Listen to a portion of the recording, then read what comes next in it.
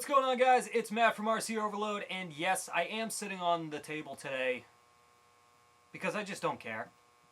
Because I want to. I just want to be lazy for once, you know. Usually I'm standing. But yes, we are talking about the Baja today.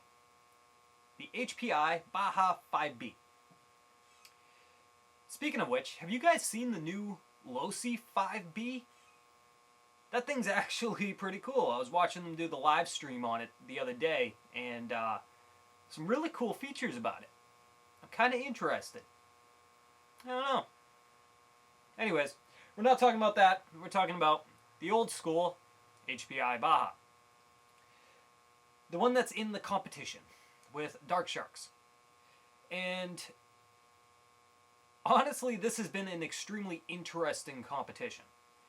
And I say that because I myself have run into more difficulties with companies in trying to get parts here for it than I ever have with any RC I have ever built.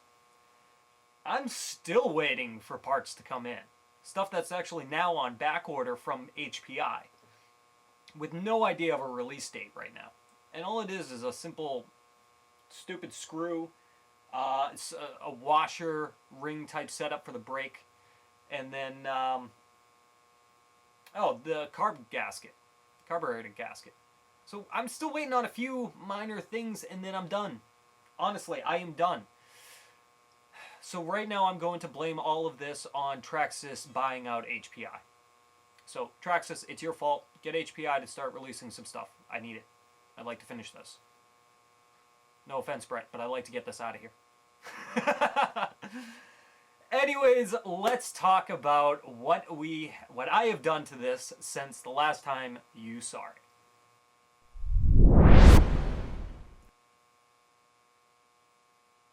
So check it out, right? You guys last saw it when it was still in a lot of tiny pieces. I had the transmission built, I had the front end built, and I think we were just showing the chassis and a few other parts that we had gotten in before. Well, now you guys are seeing pretty much a completely built Baja. Rolling chassis, at least. With the motor in it, anyways. So what did we do? Let's start off with the back, because you guys already know about everything that we did up front here, except for two pieces, which I'll get into that as we talk about it a little bit more. But let's talk about the back here.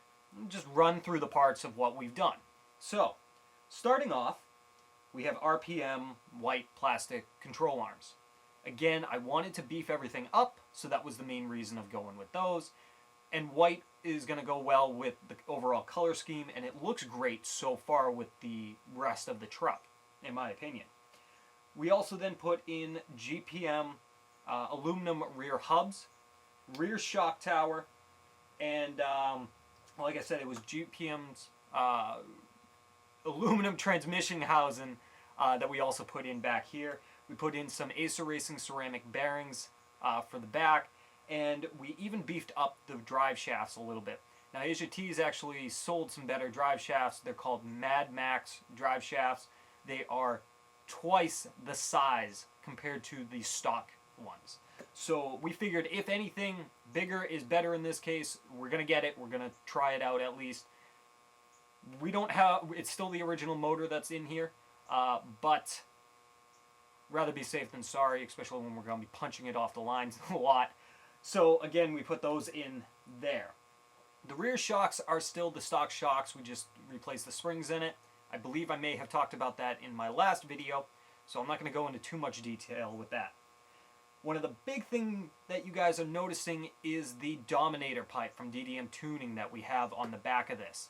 That is the only performance upgrade that we have done to this. Again, partially for show, partially we wanted it to be louder. We wanted it to have more power coming off out of the motor as best as we could within a budget. And that Dominator pipe is reasonable in price, so we figured, screw it, let's get it. So it actually looks really cool on there. I can't wait to actually hear this thing start up and hear what it sounds like. Moving on to the rear wheels, we have the Proline bow tie rear wheels with the beadlock rims. Those are getting mounted up. Yes, I do have one off just so you guys can see the actual suspension here, so don't worry. Moving on from that, we then picked up a chrome kit for the engine. And this is more just cosmetic looks. There's no performance gains out of it. It's just all cosmetic look here. So there's a top cover that comes with it, a side cover that comes with it, and then the pull start is actually all chromed out. Even the handle. So we got new string in there and everything, so that's been improved. The old string was actually starting to crack and destroy itself basically, so I'm glad we actually got a new pull start with it anyways. And it does come with all the hardware. So we hooked that up. We also have a fail-safe going in this. I have the partial wiring for it in right now. I just need to finish putting everything together in the receiver box, get that all wired up to have that finished being installed. The fuel tank is the same. Nothing's changing with that other than we did put some new fuel lines in this and a new fuel filter. The other one was all junked up, had a lot of dirt built up in it. You're also seeing the chassis, which we stripped all the paint off of it. We didn't really polish it because we actually kind of like that rough look to it. Even though there are some parts on here that are chrome, that are shiny, we actually think that the chassis went really well with the overall look of the truck so far. So we're leaving it the way it is, and we're actually kind of happy with that. Later on, the plans are to actually put in a better chassis, but for the purpose of this, we're just reusing what we can to help save a little bit in the overall build cost. Now, you guys have probably spotted already in a few spots some carbon fiber upgrades. We've installed the front upper carbon fiber deck that attaches the front struts, assembly, and everything to the actual chassis. The front shock tower actually has its own carbon fiber reinforcement brace. The rear has a rear shock tower carbon fiber brace and a lower brace down underneath. And so we did put some carbon fiber in there. There's also some more support braces along next to the motor on both the left and right side.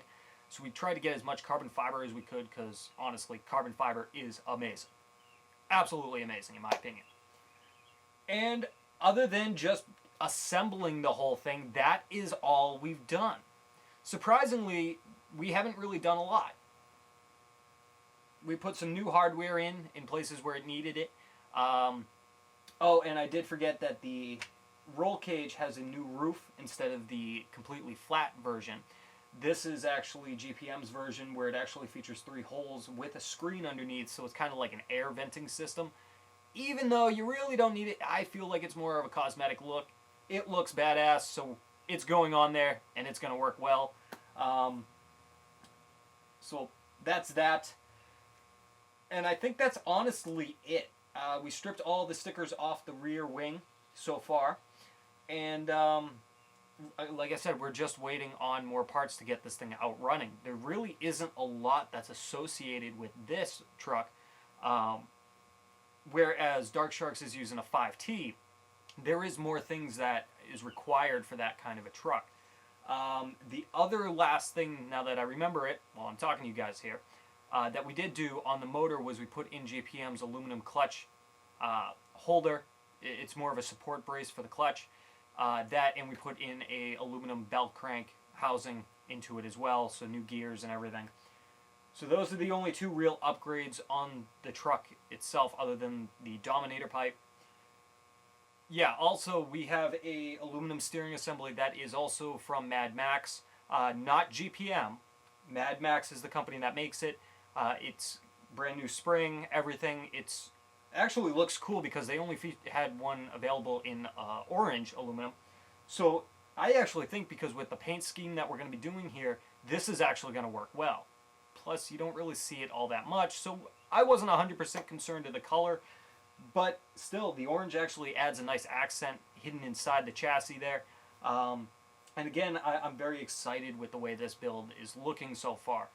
So, I'm hoping that we have at least another month to go, depending on parts, and this will be the last video. Now, I do still have a body I need to paint up. We did pick up the Hemistorm Addict body. Something a little bit different here. It'll be interesting to see what happens. We got lower panels to go in, a front panel as well. Excuse me. So I still got to paint this up. We're kind of going with a Coast Guard theme, but I'm going to try to add my own look to it as well. So we'll see how well that comes out. But other than that, we're just waiting. That's about it. We got a new carburetor because we didn't feel like fiddling around with the old one trying to replace all the needles and everything like that. It's cheap enough to get a new carburetor, so we got ourselves a brand new one. Air filter's brand new. Spark plug's practically brand new. This thing is going to be running great when it gets run. Alright, so that is an update for you guys. I will list all the parts that I have recently installed in this in the description box, so you guys can check those out for your own use as well. And if you guys have any questions about this Baja or what I've done to it, feel free to leave me comments below in the comments section, and I will do my best to answer them for you. The next video that we get out will actually be the trailer video for when this thing's fully running and we are ready to actually make a running video with this. So, be prepared for that. I'll keep you guys all updated on my social media. Make sure you follow those, and don't forget we have a Proline Racing giveaway going on. If you guys want to know more about that, there's a lot of cool stuff being given away with that. And if you want to know more about it, feel free to click the link in the description box. Woo! Anyways, guys, thanks so much for watching, and I'll see you guys next time on the next RC Overload. Later.